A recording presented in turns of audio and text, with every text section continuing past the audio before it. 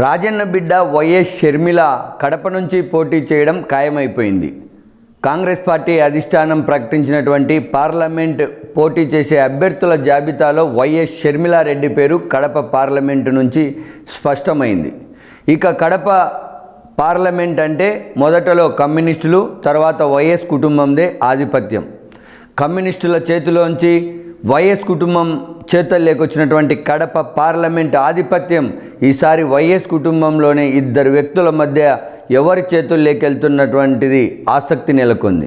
YSR Congress party నుంచి ముచ్చటగా మూడోసారి విజయ సంకేతాన్ని ఎగరవేయడానికి వైఎస్ అవినాష్ రెడ్డి సిద్ధమవుతుండగా, తన తండ్రి స్థానాన్ని తాను ఎలాగైనా చేజిక్కించుకోవాలని కాంగ్రెస్ పార్టీ నుంచి వైఎస్ రాజశేఖర రెడ్డి కుమార్తె వైఎస్ షర్మిలారెడ్డి అనేక వ్యూహాలతో ముందుకొస్తున్నారన్నటువంటిది షర్మిలాను ఫాలో అవుతున్నటువంటి వారు చెప్తున్నటువంటి మాట.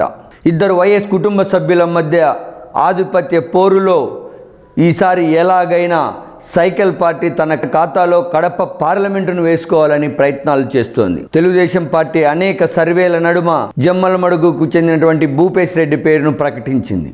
అయితే వైఎస్ షర్మిలారెడ్డి కడప నుంచి పోటీ చేస్తున్నటువంటి ప్రకటన వెలువడిన తరువాత కూటమిలో కూడా అభ్యర్థి మార్పు తప్పదన్నటువంటి సంకేతాలు కూడా వినిపిస్తున్నాయి. జమ్మలమడుగు కూటమి అభ్యర్థిగా ఉన్నటువంటి బీజేపీ నేత ఆదినారాయణ రెడ్డి స్వయంగా జమ్మలమడుగు అసెంబ్లీ, కడప పార్లమెంటు నుంచి పోటీ చేసే అభ్యర్థులు మారవచ్చన్నటువంటి సంకేతాలను మీడియా ముఖంగానే ఇచ్చేశారు. కడప పార్లమెంటుకు జరుగుతున్నటువంటి ఈ ముక్కోణ పోటీలో విజేత ఎవరో అన్నది మాత్రం చాలా ఆసక్తిని నెలకొంది. వైఎస్ కుటుంబం నుంచి వైఎస్ షర్మిలారెడ్డి, వైఎస్ అవినాష్ రెడ్డి పోటీ చేస్తున్నారు. దాదాపుగా వైఎస్ఆర్ కాంగ్రెస్ పార్టీ స్థాపన నుంచి వైఎస్ జగన్మోహన్ రెడ్డి కోసం కడప జిల్లాలో వైఎస్ఆర్ కాంగ్రెస్ పార్టీ రాజకీయ వ్యవహారాలన్నింటినీ తన భుజస్కంధాలపై వేసుకుని వైఎస్ అవినాష్ రెడ్డి ముందుకెళ్తున్నారు. వైఎస్ కుటుంబంలో విభేదాల కారణంగా తెలంగాణలో వైఎస్ఆర్ టీపీని పెట్టినటువంటి షర్మిలారెడ్డి తదనంతరం జరిగినటువంటి రాజకీయ పరిణామాలలో ఆంధ్రప్రదేశ్ కాంగ్రెస్ పార్టీ అధ్యక్షురాలుగా ఏపీ రాజకీయాల్లో కీలక భూమిక పోషిస్తున్నారు. షర్మిలారెడ్డి రాజకీయంగా ఖచ్చితంగా తను ఎదగాలంటే ఈసారి పోటీ చేసే కడప పార్లమెంటు స్థానంలో తన పట్టు నిలుపుకోవాలని గట్టి పట్టుదలతో ఉన్నారు. మొండికి కేర్ ఆఫ్ అడ్రస్ అయినటువంటి వైఎస్ షర్మిలారెడ్డి కడప పార్లమెంటుకు పోటీ చేసేటటువంటి నేపథ్యంలో తన రాజకీయ వ్యూహాలను పదును పెడతారని అనుకుంటున్నారు.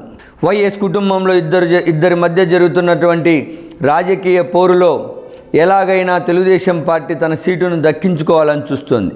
భారతీయ జనతా పార్టీ నుంచి కడప పార్లమెంటుకు పోటీ చేస్తే చాలా ఈజీ అవుతుందని ఆదినారాయణ రెడ్డి కూడా భావిస్తున్నారు. కమ్యూనిస్టుల నుంచి వైఎస్ కుటుంబం నుంచి ఈసారి పక్క వ్యక్తికి వెళితే ఎలాంటి పరిణామాలు ఉంటాయన్నటువంటిది కూడా రాజకీయ విశ్లేషకులు చూస్తున్నటువంటి పరిస్థితి కనిపిస్తోంది. తెలుగుదేశం పార్టీ ఆవిర్భావం నుంచి 2 సార్లు మాత్రమే కడప పార్లమెంటును తెలుగుదేశం పార్టీ కైవసం చేసుకుంది.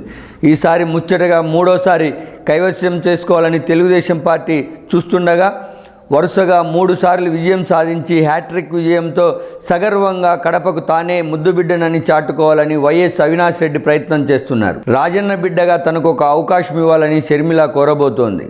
3 వ్యూహాలు. మరి ఎవరి వరిస్తుందో విజయం చూడాలి మరి.